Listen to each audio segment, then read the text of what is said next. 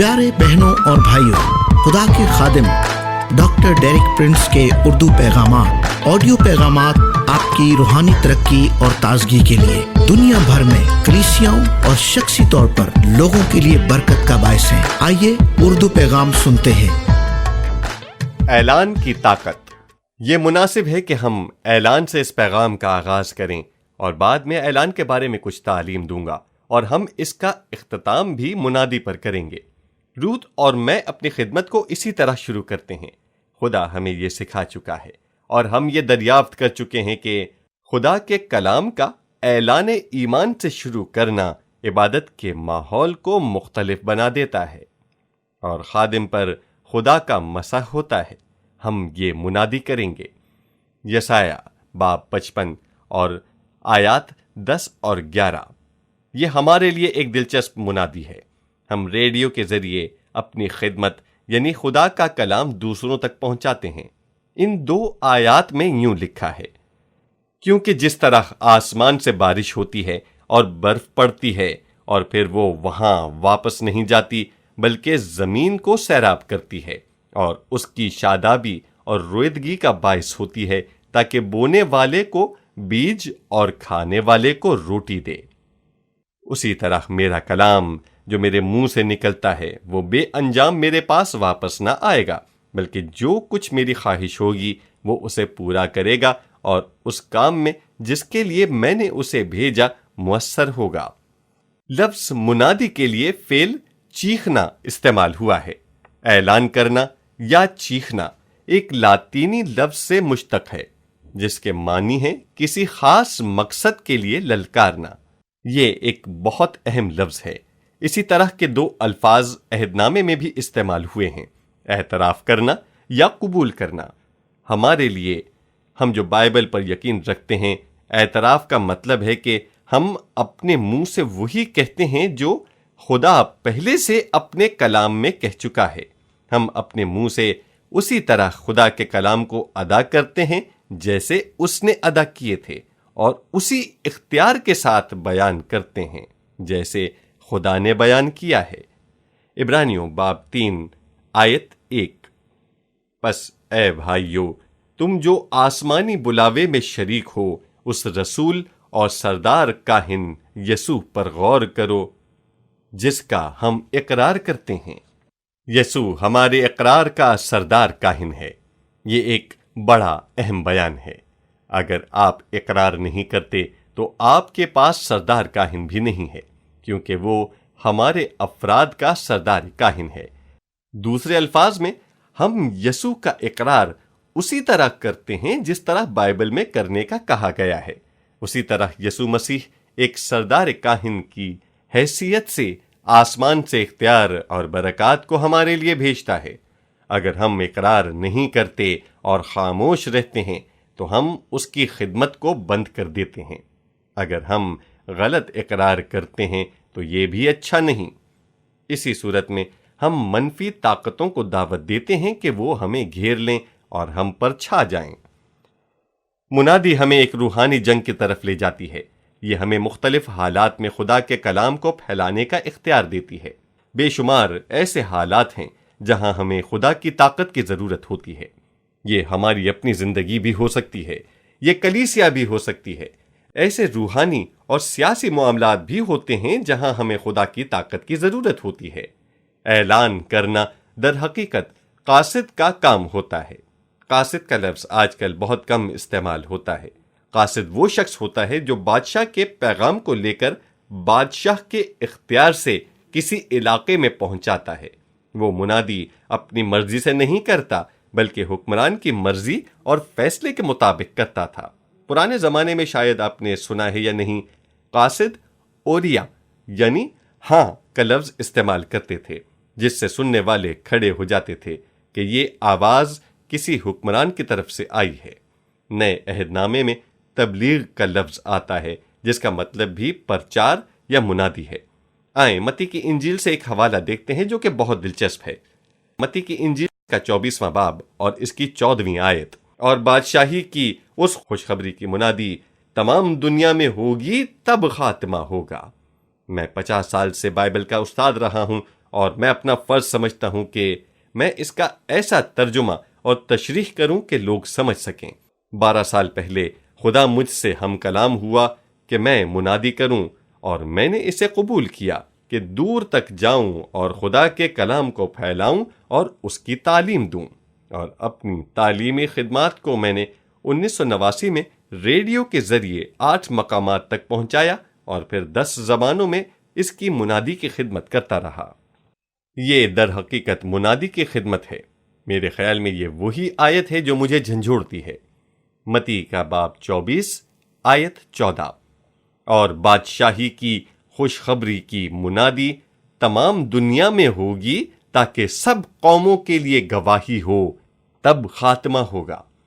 میں اس بات پر پہنچا ہوں کہ یسوع مسیح کی کلیسیا ہونے کی حیثیت سے جب تک ہم اپنا کام ختم نہ کر لیں دنیا کا خاتمہ نہ ہوگا۔ میں نے تجربے سے سیکھا ہے کہ جب تک ہم کلام کی منادی ایمان سے نہیں کرتے عجیب چیزیں وقوع پذیر نہیں ہوتیں۔ امریکہ میں ایک عورت تھی، اس میں ہر وہ برا فعل پایا جاتا تھا جو ایک مسیحی عورت میں نہیں ہونا چاہیے۔ وہ مارکس کے پیروکار تھی۔ وہ عورتوں کے جنسی ملاپ پر بھی یقین رکھتی تھی اور ہر قسم کی برائی کو کچھ نہیں سمجھتی تھی۔ اس نے ایک پستول خریدا اور مردوں کو مارنا شروع کر دیا۔ اس نے اسی طرح کی چند بد کردار عورتوں کو لیا اور چین کے جہاز میں بیٹھ گئی کہ اسی جگہ جائیں جہاں یہ تمام عورتیں برے کام کر سکیں۔ سمندر میں طوفان آیا، موسم بہت خراب ہو گیا۔ لوگوں نے کہا ریڈیو لگاؤ تاکہ موسم کا حال دریافت کیا جائے۔ جب اس عورت نے ریڈیو لگایا اور میری منادی کا پیغام سنا جو کہ فلپائن کے شہر منیلا سے نشر ہو رہا تھا، اس عورت نے اس پروگرام کے وسیلے سے نجات حاصل کی اور پہلے سے بالکل مختلف ہو گئی۔ میں اس کی زیادہ تشریح نہیں کرنا چاہتا، بلکہ یہ بتانا چاہتا ہوں کہ خدا کے کلام کا اعلان کرنے سے یہ نجات کا بڑا کام ہوا۔ ایک مثال میں موسیٰ کی بتانا چاہتا ہوں کہ جب خدا نے اسے بلایا کہ بنی اسرائیل کو مصر کی غلامی سے نکالے، آپ کو یاد ہوگا کہ خدا نے جلتی جھاڑی میں اپنے آپ کو ظاہر کیا۔ تب خدا نے اس سے کہا کہ میں تجھے اسرائیل کو مصر کی غلامی سے نکالنے کے لیے بھیج رہا ہوں۔ خروج باب 4۔ 40 سال پہلے موسیٰ میں جو خود اعتمادی تھی وہ 80 سال کی عمر میں نہیں تھی۔ اس نے کہا اے خداوند کیوں میں یہ نہیں کر سکتا؟ خداوند نے اس سے کہا تیرے ہاتھ میں کیا ہے؟ اس نے اپنے ہاتھ کی طرف دیکھا اور کہا کہ عصا، جو کہ ہر چرواہے کے پاس ہوتا ہے۔ میرے خیال میں عصا سے زیادہ کوئی اور چیز اہم نہ تھی، لیکن خدا نے کہا اسے زمین پر پھینک دے۔ جب اس نے ایسا کیا تو وہ سانپ بن گیا۔ موسیٰ اپنے عصا کو دیکھ کر بھاگ گیا اور اس نے نہ کبھی ایسا دیکھا اور نہ سوچا تھا۔ تب خدا نے موسیٰ سے کہا کہ اسے دم سے پکڑ لے، اور اس نے ایسا ہی کیا۔ میرے خیال میں جب اس نے ایسا کیا تو وہ کانپ رہا تھا اور اس کے ہاتھ میں دوبارہ عصا بن گیا۔ خدا نے اس سے کہا اب اپنے عصے کے ساتھ جا اور جو کچھ تیری ضروریات ہیں اس عصا سے تمام کام کر۔ اگر آپ خروج کی کتاب کا باقی حصہ پڑھیں تو آپ جان جائیں گے کہ کس طرح اس نے بنی اسرائیل کو اپنے عصا کی مدد سے مصر کی غلامی سے نکالا۔ جب کبھی بھی موسیٰ کو ضرورت پڑی کہ خدا اس کی مدد کرے تو وہ اپنے عصا کو بڑھاتا اور خدا بیچ میں آ جاتا، اور نتیجہ یہ نکلتا کہ موسیٰ نے اپنی رہنمائی میں بنی اسرائیل کو فرعون کی غلامی سے نکالا، کیونکہ اس کے ہاتھ میں وہی عصا تھا۔ آخری منظر بحر قلزم کے پانی میں سے گزرنا تھا۔ جب موسیٰ کے سامنے پانی کو 2 حصوں میں تقسیم کرنے کا وقت آیا تو اس نے پانی پر اپنا عصا بڑھایا اور پانی 2 حصے ہو گیا اور بنی اسرائیل پار چلے گئے۔ جب مصری پانی کے اندر آئے تو پانی پر عصا بڑھانے سے دوبارہ اپنی جگہ پر آ گیا اور مصری تباہ و برباد ہو گئے۔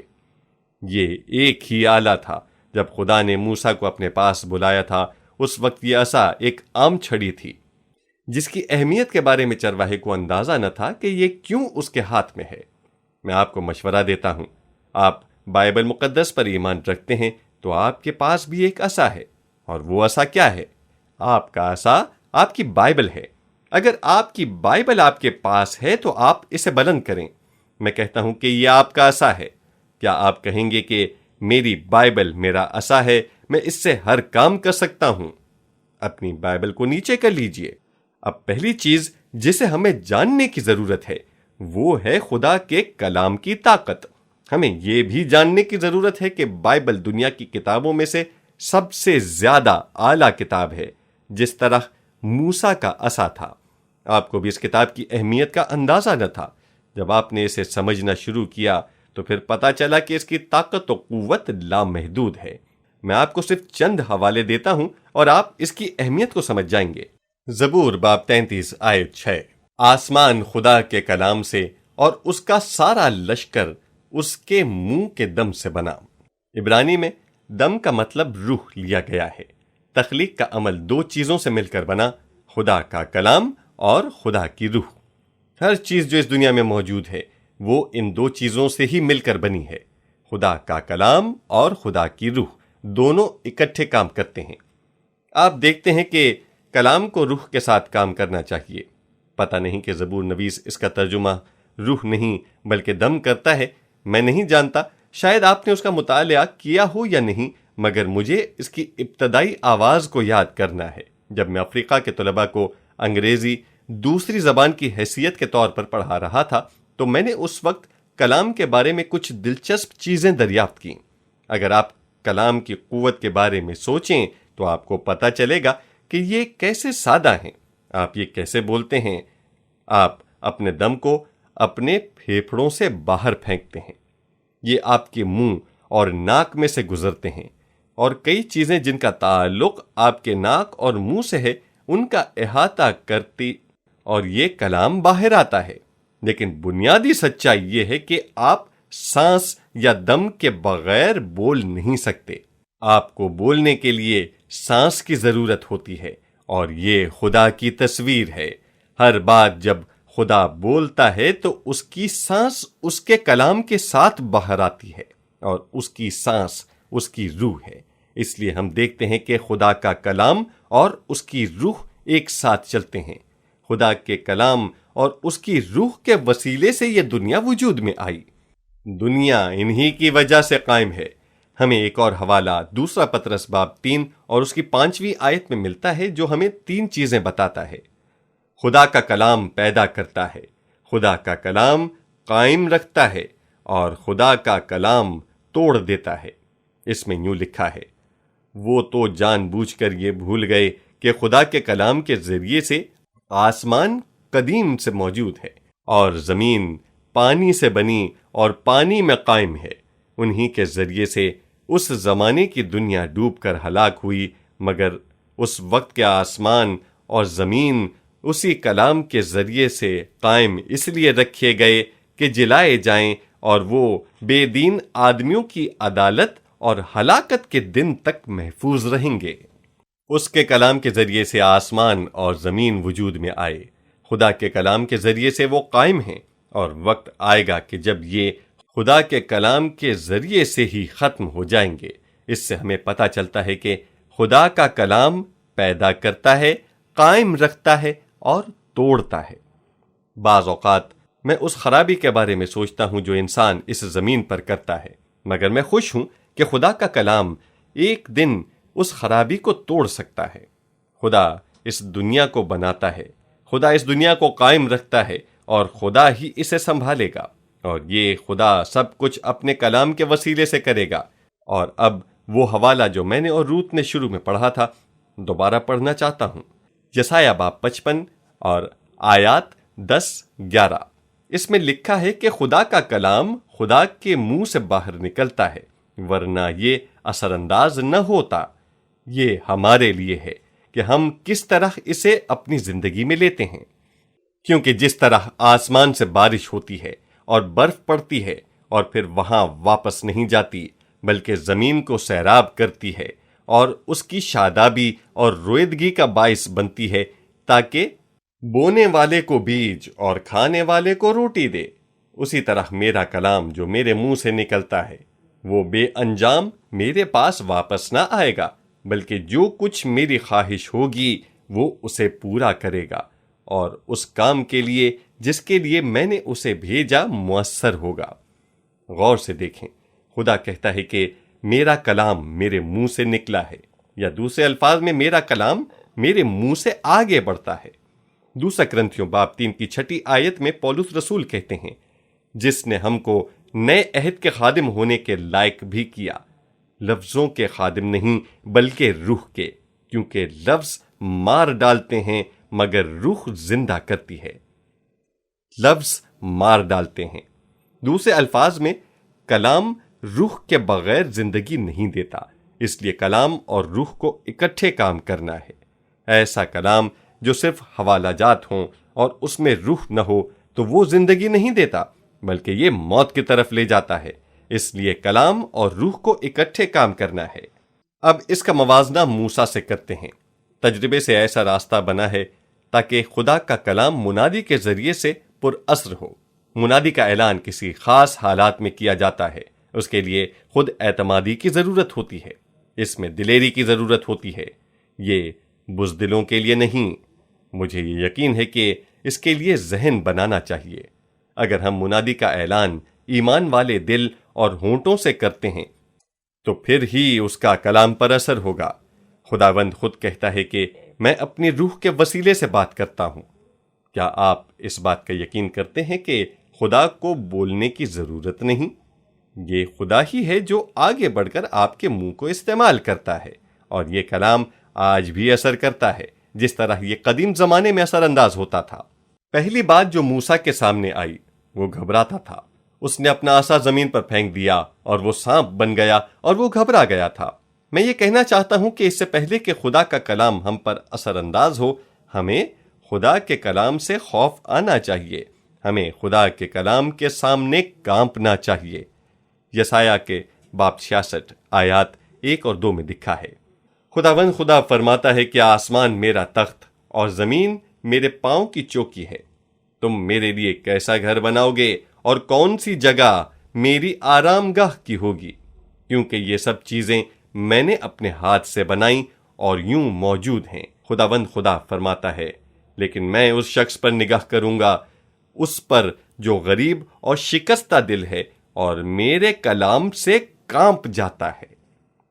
دوسرے الفاظ میں خداوند فرماتا ہے کہ تم میرے لیے ہیکل نہیں بنا سکتے جو مجھ پر اثر انداز ہو، کیونکہ میں نے ساری دنیا کو بنایا ہے۔ صرف ایک ہی چیز ہے جو خدا کی ہمدردی کا سبب بن سکتی ہے، وہ ہمارے نیک اعمال ہیں۔ صرف ایک چیز، خداوند فرماتا ہے۔ ایک اور ترجمے میں آیا ہے، میری کیا عزت ہے؟ کون خدا کی عزت کرتا ہے؟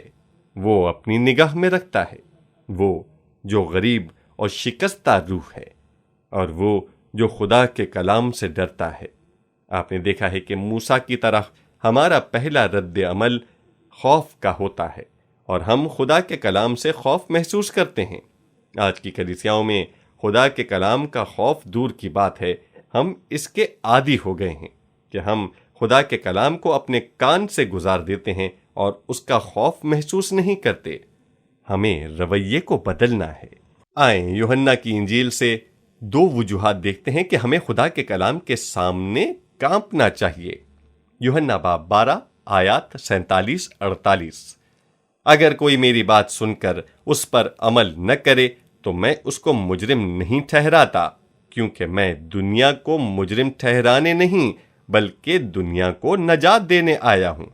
جو مجھے نہیں مانتا وہ میری باتوں کو قبول نہیں کرتا، اس کا ایک مجرم ٹھہرانے والا ہے، یعنی جو کلام میں نے کہا ہے، آخری دن وہی اسے مجرم ٹھہرائے گا۔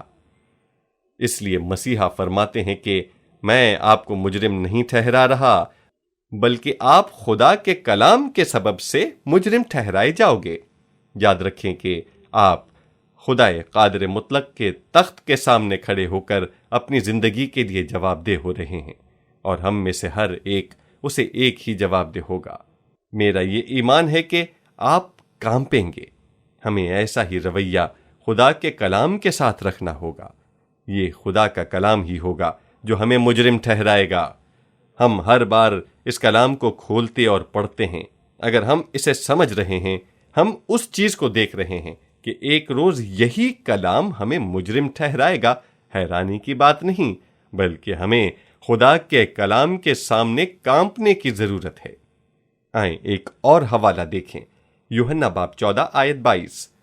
یسوع نے جواب میں اس سے کہا، اگر کوئی مجھ سے محبت رکھے تو میرے کلام پر عمل کرے گا، اور میرا باپ اس سے محبت رکھے گا، اور ہم اس کے پاس آئیں گے اور اس کے ساتھ سکونت کریں گے۔ یہ بائبل میں بہت کم جگہوں پر آیا ہے۔ یہاں پر یہ اسم جمع استعمال ہوا ہے۔ ہم کا مطلب یعنی خدا باپ اور بیٹا اس کے پاس آئیں گے۔ کیسے آئیں گے؟ کلام کے وسیلے سے۔ دوسرے الفاظ میں جب ہم خدا کے کلام کو کھولتے ہیں تو خدا باپ اور اس کا بیٹا ہماری زندگی میں اپنی مرضی کرنا چاہتا ہے، اپنی مرضی سے رہنا چاہتے اور سکونت کرنا چاہتے ہیں۔ یہ کیسے ہوگا؟ جیسے کہ ایک رویا ہوتی ہے کہ یسوع مسیح آپ کے گھر میں آ رہا ہے، آپ خوشی سے بھر جائیں گے، آپ پر خوف طاری ہو جائے گا اور آپ اس کے قدموں میں گر جاؤ گے۔ یسوع مسیح کہتے ہیں، صرف میں ہی نہیں آؤں گا بلکہ خدا باپ بھی آئے گا۔ ہم آئیں گے کس کے وسیلے سے؟ کس کے وسیلے سے؟ خدا کے کلام کے وسیلے سے۔ ہم آئیں گے کس کے وسیلے سے؟ کس کے وسیلے سے؟ خدا کے کلام کے وسیلے سے۔ میں یہ کہتا ہوں کہ آج کل زیادہ تر جدید کلیسیاؤں میں خدا کے بارے میں اپنا رویہ بدلنے کی ضرورت ہے۔ ہم کو اپنے خدا کا ڈر اور خوف ہونے کی ضرورت ہے۔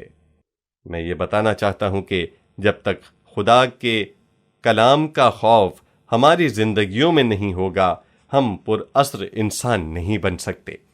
موسیٰ کی زندگی میں پہلا کام یہ ہوا کہ وہ خدا کے کلام سے کانپنے لگا، اور وہ اچانک اس طاقت سے جو اس کے عصا میں تھی اس سے بھاگنے لگا اور خوف سے بھر گیا۔ پھر دوسری بات جو اس کو کرنے کے لیے کہا گیا تھا وہ یہ تھی کہ وہ اپنے عصا کو پکڑے رکھے، اور وہ سانپ دوبارہ واپس اس کے ہاتھ میں عصا بن گیا۔ اس لیے جب ہم کانپتے ہیں تو اسی وقت ہمیں خدا کے کلام کو پکڑنے کی ضرورت ہے۔ زبور کی کتاب کے آخر میں لکھا ہے، مقدس لوگ جلال پر فخر کریں، وہ اپنے بستروں پر خوشی سے نغمہ سرائی کریں۔ جہاں مقدس کا مطلب وہ لوگ ہیں جو مسح شدہ ایماندار ہیں۔ اس کا مطلب یہ ہے کہ وہ شخص جو مکمل طور پر خدا کے کلام سے ڈرتا اور کانپتا ہے، اور جو مکمل طور پر اپنے آپ کو خدا کے حوالے کرتا ہے۔ زبور 149 آیات 5 سے 9۔ مقدس لوگ جلال پر فخر کریں، وہ اپنے بستروں پر خوشی سے نغمہ سرائی کریں، ان کے منہ میں خداوند کی تمجید اور ہاتھ میں 2 دھاری تلوار ہو، تاکہ قوموں سے انتقام لیں اور امتوں کو سزا دیں، ان کے بادشاہوں کو زنجیروں سے جکڑیں اور ان کے سرداروں کو لوہے کی بیڑیاں پہنائیں، تاکہ ان کو سزا دیں جو مرقوم ہے۔ اس کے سب مقدسوں کو یہ شرف حاصل ہوا۔ یہ ایک بہت ہی حیران کن حوالہ ہے۔ اگر ہم اپنے آپ کی شناخت کریں کہ ہمارا تعلق بھی مقدسوں سے ہے، تو کلام یہ کہتا ہے کہ ہمیں بھی ان 2 دھاری تلوار کی ضرورت ہے جو خدا کا کلام ہے۔ خدا کی تعریف جو ہمارے منہ میں ہے، اس سے قوموں سے انتقام اور امتوں کو سزا دے سکتے ہیں۔ کیا آپ جانتے ہیں کہ آپ یہ کر سکتے ہیں؟ آپ محسوس کرتے ہیں کہ خدا نے آپ کے لیے کچھ رکھا ہے۔ آپ محسوس کرتے ہیں کہ خدا نے آپ کے لیے کچھ رکھا ہے۔ ان کے بادشاہوں کو زنجیروں سے باندھو اور ان کے سرداروں کو لوہے کی بیڑیوں سے۔ اور آخری آیت میں کہتا ہے کہ وہ قوموں کو سزا دیں جو ان کے لیے مرقوم ہے، اور یہ تمام کام کلام مقدس کی بخشش سے کریں گے۔ کیا آپ نے کبھی اس بات پر غور کیا ہے کہ خدا نے آپ کو قوموں کی عدالت کے لیے مقرر کیا ہے؟ آپ دیکھیں گے کہ آپ کی دعا یا زندگی دوسروں سے مختلف ہوگی، اور اگر ہم اپنی اس ذمہ داری کو سمجھیں، اور وہ خدا کے کلام میں لکھی ہے، مگر ہمارے لیے بخشش ہے کہ ہم اس سزا کو قوموں پر لائیں۔ دوسرے الفاظ میں ہمارے پاس ایک سنہری موقع ہے کہ ہم تاریخ میں اپنا کردار ادا کریں۔ یہ کتنا اہم کام ہے۔ بہت سے مسیحی اس بات سے واقف نہیں ہیں۔ خدا ہم سے توقع کرتا ہے ہم اس کے کام کو پورا کریں۔ میں اس بات پر زور دیتا ہوں کہ آپ کسی کی عدالت نہیں کریں۔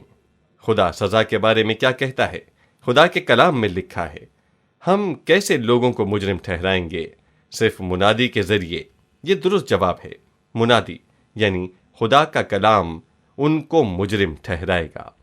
ہم عدالت اور سزا کو خدا پر چھوڑ دیں، ہم منادی کریں کیونکہ ہم صرف قاصد ہیں۔ ہمارا کام صرف گلی اور بازاروں میں لوگوں کو متوجہ کر کے خدا کی شریعت کا اعلان کرنا ہے۔ میں یہ کوشش کر رہا ہوں کہ میں عملی طور پر ایسا کروں۔ دوسری طرف ہم عصا کو پکڑیں۔ موسیٰ نے کیا کیا؟ جب وہ واپس آیا تو اس نے عصا کو آگے بڑھایا اور اپنے اختیار کو استعمال کیا۔ میں آپ کو مشورہ دیتا ہوں کہ ہمیں بھی موسیٰ کی طرح کرنے کی ضرورت ہے۔ ہم خدا کے لکھے ہوئے کلام کو لیں، اسے باہر لانے کی ضرورت ہے۔ ایسے حالات میں جہاں خدا کے اختیار کو استعمال کرنے کی ضرورت ہے۔ خدا کے اختیار کو استعمال کرنے کے بہت سے طریقے ہیں۔ سب سے بہترین طریقہ منادی ہے، جو ایمان کے ساتھ کی جائے اور روح القدس کے مسح میں رہ کر کریں۔ یاد رکھیں، کلام سانس سے ہو کر باہر آتا ہے، جس کا مطلب یہ ہے کہ کلام اور روح ہمارے منہ کو استعمال کرتے ہوئے باہر آتے ہیں، اور یہ اختیار اسی نے ہمیں دیا ہے، اور ہمیں تمام حالات میں اس کے اختیار کو استعمال کرنا ہے۔ دیکھیں، خدا اپنے تخت سے نیچے نہیں آتا۔ موسیٰ کے ہاتھ سے خدا کا عصا سے لیجئے۔ خدا سے کہیں کہ اب یہ کام میں کروں گا۔ خدا اس عصا کو جو موسیٰ کے ہاتھ میں تھا اب ہمیں دینا چاہتا ہے۔ خدا کہتا ہے اب وہ عصا آپ لیں اور آپ یہ کام کریں۔ وہ خدا کا عصا جو خروج کی کتاب میں لکھا ہے، موسیٰ اور ہارون میں کوئی کمال نہ تھا، بلکہ یہ خدا کا عصا تھا جو کام کرتا تھا۔ اور اب میں رود کو بلاتا ہوں کہ میرے ساتھ کھڑی ہو اور اس وقت کے بارے میں بتائے جو ہم خدا کے ساتھ گزارتے ہیں۔ بعض اوقات ہم خدا کے ساتھ بڑی خاموشی سے وقت گزارتے ہیں اور بعض اوقات بڑی بلند آواز سے منادی کرتے ہیں۔ میں اس شور کو نہیں بتانا چاہتا، اس کا دار و مدار خدا کے روح پر ہے کہ وہ آپ کو کس طرح بغیر دیر کے چھوتا ہے۔ ہم نے منادی کے 100 یا 200 تک پیغام بتائے ہیں جو ہم باقاعدگی سے کرتے ہیں۔ جب روت اپنی زندگی سے جنگ کرتی ہے تو منادی اس کے لیے ایک ہتھیار ہوتا ہے، اور یہی منادی ہم 1000 بار کرتے ہیں۔ اگر آپ ماضی میں منفی سوچ رکھتے ہیں اور بہت سی چیزیں منفی طور پر آپ کی زندگی میں اثر انداز ہوتی ہیں، جب تک آپ ان حالات کو تبدیل نہیں کرتے، یہ منفی سوچیں کئی بار آپ پر اثر انداز ہوتی ہیں۔ میرا ماضی برطانوی ہے، آپ میں سے زیادہ تر لوگ مجھے جانتے ہیں۔ میں برطانوی لوگوں کو بتاتا ہوں کہ میں امریکیوں کو بتانے سے نہیں ڈرتا، کیونکہ برطانوی منفی سوچ رکھنے والے ہوتے ہیں۔ میں بھی ایسا ہی ہو سکتا ہوں۔ خدا نے مجھے بدلا ہے، اس میں کافی وقت لگا تھا۔ میں بہت سی چیزیں سوچتا ہوں جن کا تعلق میرے بچپن سے ہے۔ ایسی سوچ کسی کی بھی ہو سکتی ہے جیسی میں سوچتا ہوں۔ جیسے میں سوچتا ہوں کہ میں کار چلا رہا ہوں اور میرے ساتھ حادثہ ہو گیا، پھر میں خدا کے کلام کو ایک ہتھیار کے طور پر استعمال کرتا ہوں۔ یہ یرمیہ کی کتاب کے 29ویں باب میں ہے۔ خدا اسرائیل سے بات کرتا ہے اور کہتا ہے، میں وہ منصوبہ جانتا ہوں جو میں نے آپ کے لیے مقرر کیا ہے۔ منصوبہ اچھائی کا ہے نہ کہ برائی کا۔ ایک اور ترجمہ ہے، خوشحالی کا منصوبہ ہے نہ کہ نقصان کا، مستقبل اور امید دینے کے لیے۔ میں نے ہر بار کچھ مصائب میں منفی تصویر سے اپنے آپ کو لطف اندوز کیا، مگر میں خداوند سے کہتا ہوں کہ میں آپ کا شکر گزار ہوں کہ میں آپ کے منصوبے کو جو آپ نے بنایا ہے جانتا ہوں۔ وہ ایک اچھا منصوبہ ہے، برا نہیں، وہ خوشحالی کا منصوبہ ہے نہ کہ نقصان کا۔ میں خدا کو کئی بار کہتا ہوں کہ مجھے مستقبل اور امید دے۔ آخر کار وہ منفی منصوبہ غائب ہو جاتا ہے اور میں ایک منصوبہ با اعتماد اور مثبت رویے والا انسان بن جاتا ہوں۔ خداوند فرماتا ہے، میں اس منصوبے کو جانتا ہوں جو میں نے آپ کے لیے بنایا ہے۔ وہ اچھا منصوبہ ہے، برا نہیں۔ وہ منصوبہ خوشحالی کا ہے، نقصان کا نہیں، آپ کے مستقبل اور امید کا ہے۔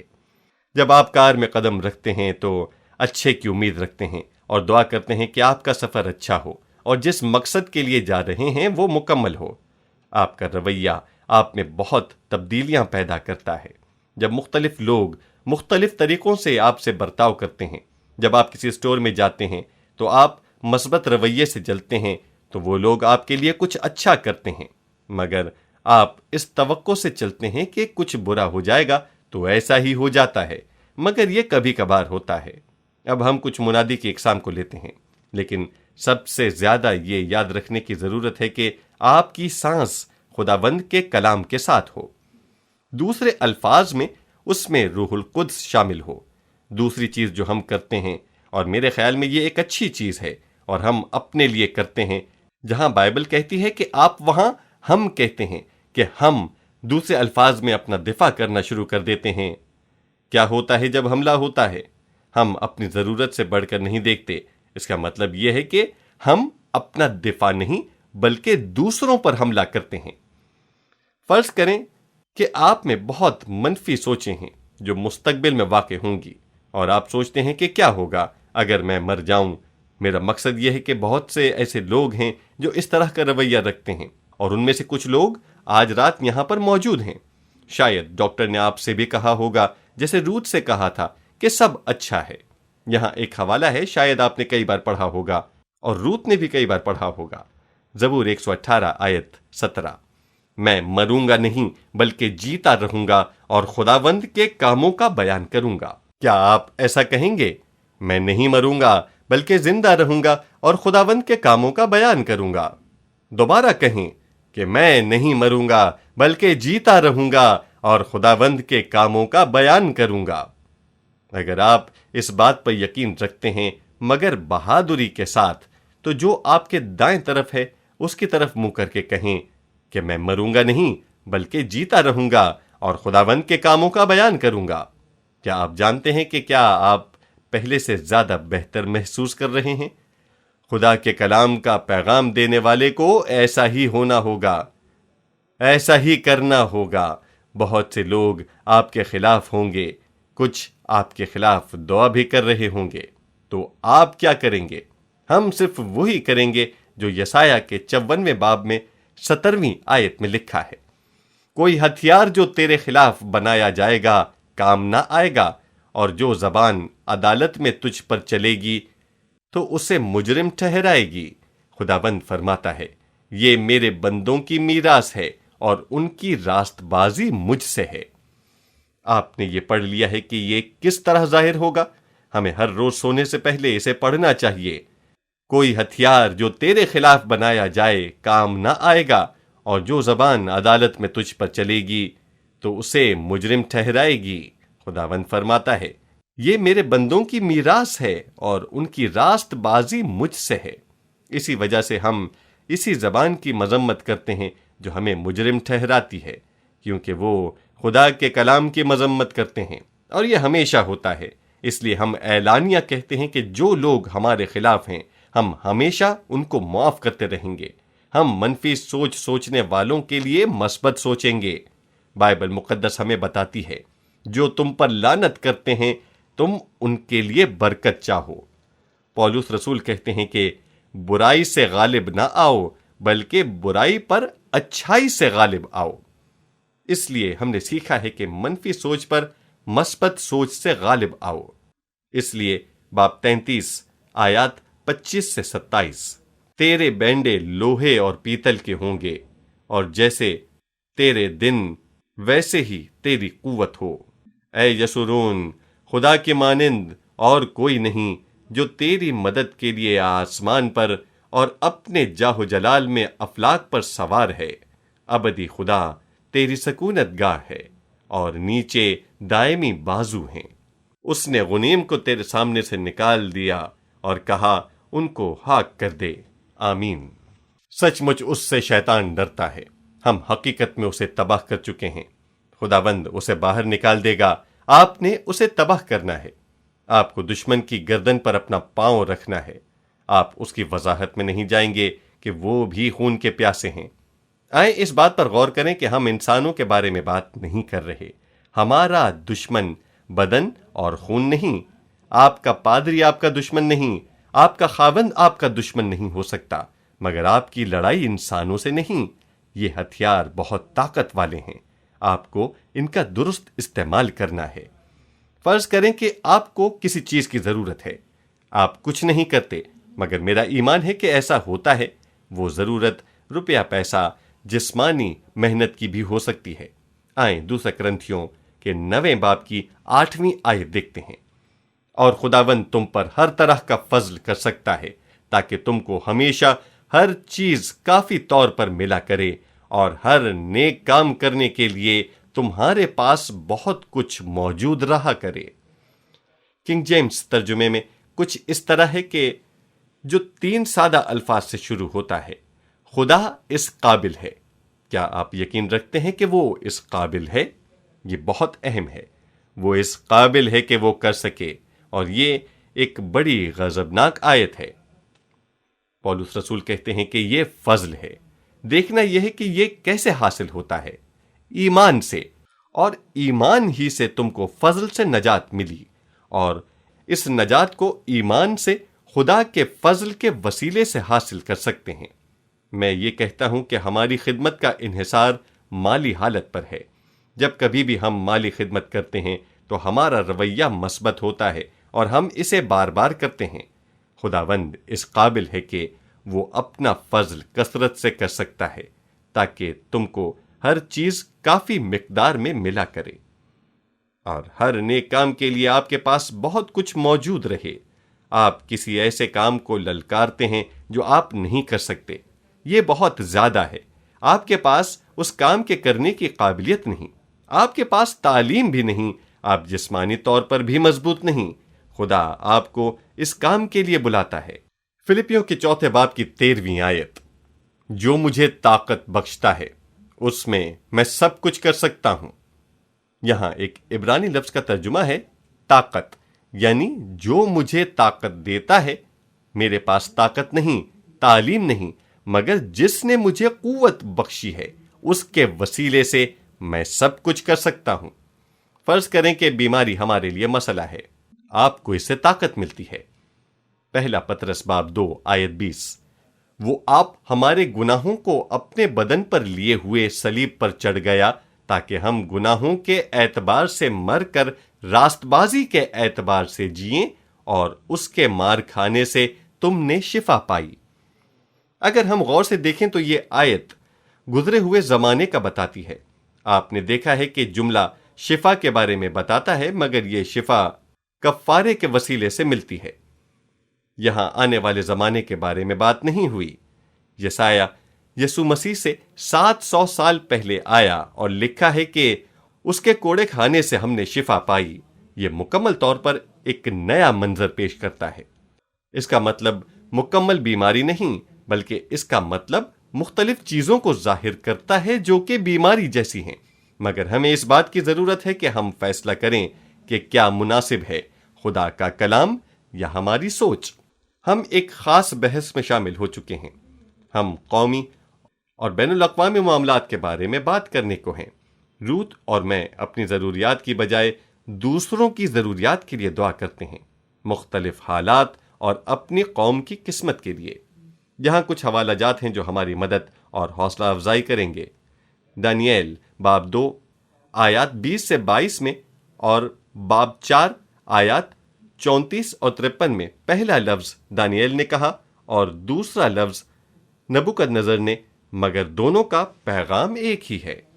دانییل باب 2 آیات 20 تا 21، دانییل نے کہا، خداوند کا نام ابد تک مبارک ہو، کیونکہ حکمت اور قدرت اس کی ہے۔ وہی وقتوں اور زمانوں کو تبدیل کرتا ہے، وہی بادشاہوں کو معزول اور قائم کرتا ہے، وہی حکیموں کو حکمت اور دانش مندوں کو دانش عنایت کرتا ہے، وہی گہری اور پوشیدہ چیزوں کو ظاہر کرتا ہے، اور جو کچھ اندھیرے میں ہے اسے جانتا ہے، اور نور اسی کے ساتھ ہے۔ دانییل باب 4 آیات 34 اور 35۔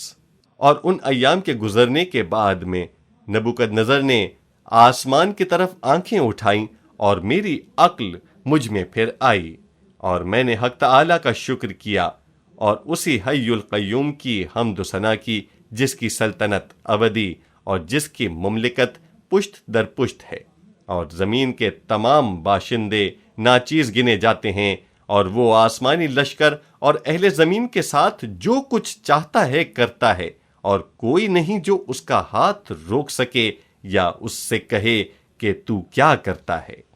خیال کریں کہ جو الفاظ بے ایمان حکمران کی طرف سے آئے ہیں، میرے خیال میں اس وقت وہ ایک ایماندار تھا۔ ذرا سوچیں کہ یہ خدا کس طرح ایک بے ایمان اور برے حکمران کو تبدیل کرتا ہے۔ اگر ہم سیکھ جائیں کہ دعا کیسے کرتے ہیں، آئیں دوسرا تواریخ باب 2 آیات 11 سے 14 دیکھتے ہیں۔ اور آسا نے خداوند اپنے خدا سے فریاد کی اور کہا، اے خداوند، زور آور اور کمزور کے مقابلے میں مدد کرنے کو تیرے سوا اور کوئی نہیں۔ اے خداوند ہمارے خدا، تو ہماری مدد کر، کیونکہ ہم تجھ پر بھروسہ کرتے ہیں اور تیرے نام سے اس انبوہ کا سامنا کرنے آئے ہیں۔ تو اے خداوند ہمارا خدا ہے، انسان تیرے مقابلے میں غالب ہونے نہ پائے۔